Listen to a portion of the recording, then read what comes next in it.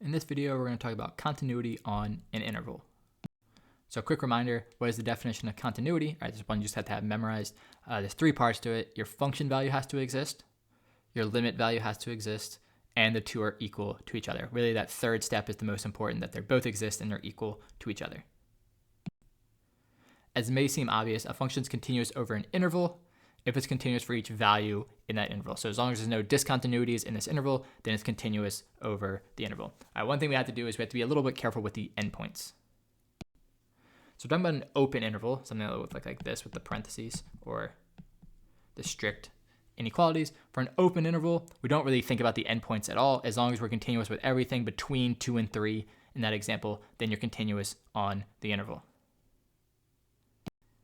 Closed intervals are a bit more complicated because we actually include those endpoints. But it doesn't really make sense to talk about continuity at an endpoint because there's not two sides. So we just make sure it's one side continuous at the endpoint. So at like 3, we have to make sure that the left-hand side of 3, the part that's actually in your interval, agrees with your function value. All right, so for closed intervals, we actually do use those endpoints. We have to make sure that the function value and the limit agree. All right, so example 1, determine all the intervals of continuity for this function. So this is similar to the way I teach domain as well. Domain's the things you can plug in. All right, continuity interval is the place where you are continuous. It's actually easier to start on the opposite side. All right, if I want to figure out where I am continuous, I like to start at where am I discontinuous. All right, so where the discontinuity is going to happen. All right, the places where a discontinuity is going to happen for a rational are when my function doesn't exist or my limit doesn't exist. So when's that going to happen for a rational? The only bad thing that can happen for a rational is when the bottom of your function is equal to 0. That's like the only bad thing that can happen when you're dealing with a fraction. You can plug in anything on the top, plug in anything in the bottom, as long as that bottom's not 0. So the only bad places are going to happen when x squared plus 2x equals 0. In this case, I can factor out an x. See what happens at x equals 0 and x equals -2.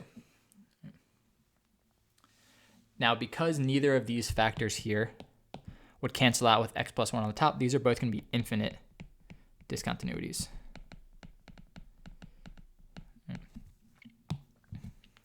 Not super important to know, but it is helpful in some instances. All right, so what are the intervals where this is going to be continuous? So I can start all the way at -infinity. Negative infinity I never include because it's not actually a number. And then go up to my first discontinuity at -2. And we said to be careful, can I include -2 or not? All right, -2 is an infinite discontinuity. There's an asymptote there. So it can't be, the function value doesn't exist at all. So I can't include -2 because there's no function value at -2.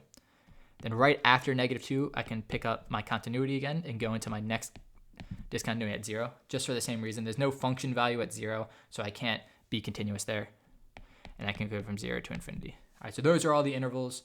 You can even make it one big interval by putting the little unions between them. All right, but those are the separate intervals where this function is continuous. I just take out the discontinuities, which for a rational are when the bottom, the denominator, is 0. All right, determine the intervals of continuity for this function. Again, we talked about the places where we can have discontinuities. We can have holes. So right here, discontinuity because there's a hole at -8. There's a jump at 6, another one. And there's an asymptote at -2. So we have these 3 different places where we have a discontinuity. All right, so let's write our interval. So the first interval, we can pick it up at -infinity and go to that first discontinuity at -8. And you see at -8, I'm not going to be continuous because the function value is not going to be the same as the limit, so I can't include -8. Same thing on the left. When I get to -2, I can include -2 on the right, because if I think about just to the left of -2, that function value and the limit are going to be the same. But when I jump to the other side of -2, it's an asymptote, so I can't include that side of -2. And I can go from there into my next one, and the left-hand side of 6, the function value and the limit don't agree, so I have to make that's +6.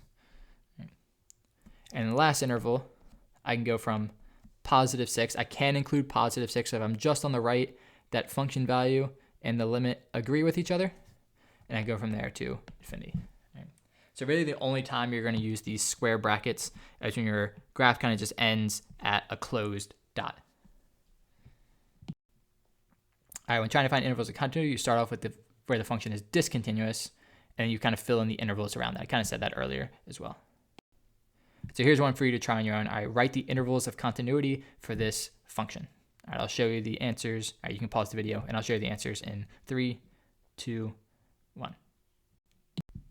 Here's the 4 intervals I got. So there's these 3 different discontinuities.